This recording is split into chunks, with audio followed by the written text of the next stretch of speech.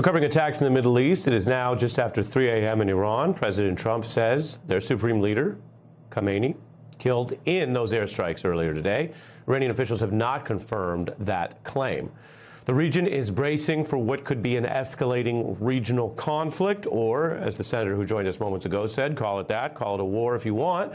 U.S. and Israeli forces launching rounds of strikes against Iran in a surprise attack early this morning. The Iranian Red Crescent says over 200 people have already been killed, according to their estimates, 700 others injured. We have seen fire and destruction on the streets of Tehran, reports of Iranian drone strikes, and a U.S. naval base in Bahrain hit. There are no reports of American casualties at this time. Joining us now is Inzamam Rashid, an international reporter who is live in Dubai. What are you seeing? Well, look, it's calmed down over the last hour or so, I'd say, but the attacks from Iran carry deep into the night here in the United Arab Emirates. We've seen attacks right throughout the day coming in from Iran, targeting a number of areas in the UAE, namely here in Dubai, where I am, and down the road of the capital in Abu Dhabi.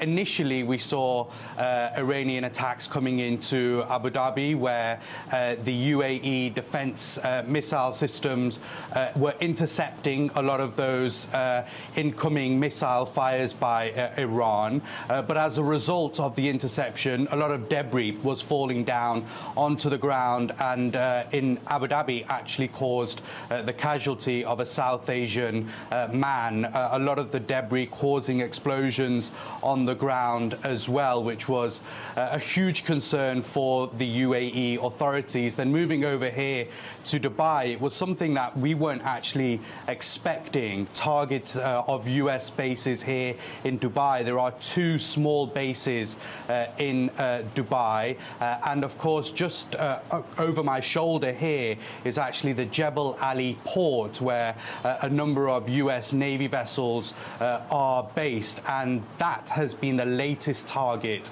of Iran. They have been specifically targeting the Jebel Ali port, and over the last few hours I've seen a few explosions in that direction. The interceptions have been taking place, but debris has been falling thick and fast, and that's been quite visible to see from the balcony here. So look, throughout the day today, the UAE defense system has kicked in. It has intercepted a number of missiles, but there has also been a number of pieces of debris falling to the ground. We've seen it at the Fairmont Hotel on the Palm Jumeirah, that five-star hotel, which essentially saw a huge explosion because of debris from a drone falling to the ground. Then we saw some other parts of Dubai also targeted, and namely an iconic building, the Burj Al Arab Hotel, the seven-star hotel shaped like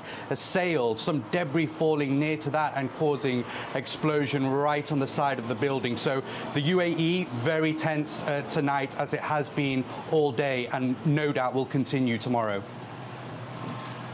Inzamam Rashid, thank you for your reporting there from Dubai. We turn now to Aaron David Miller, a former diplomat who's a senior fellow at the Carnegie Endowment for International Peace, and foreign policy expert David Rothkopf, with experience in the Clinton White House, host of Deep State Radio, a podcast. Aaron, I'm curious, just your view, big picture. You both have been involved in this region for decades. If one found out that Khamenei was out, that's what the president says, Iran hasn't confirmed it, of any cause, including natural causes, this would be a seismic event we'd all be covering.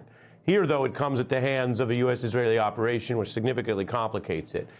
Give us your view of that potential end of Khamenei, and then, second, perhaps, your views on the U.S. operation, its efficacy, and its risks. Right. First of all, Ari, thanks for having me. It's great to be here with David. Look, we're, a day into this? The Brits would say it's early days, and it really is early days. The enemy has a vote the day after, the days after, the weeks after, as the succession struggle evolves in Iran is critically important. Yeah, Ali Khamenei is gone. That's a good thing. Yahya Sinwar is gone. That's a good thing. Hassan Nasrallah, head of Hezbollah, that's a good thing.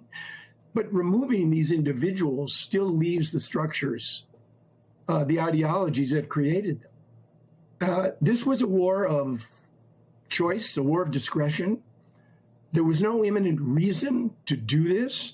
And in wars of discretion and choice, the metrics for evaluating success are much higher because the war was not necessary. And when war starts, people die, there are complications. We're very early in the process. So I'm looking to see exactly in the days that follow where the Iranians are putting their primary energies. It's regime preservation. But I wouldn't rule out even a more aggressive response in the days to come.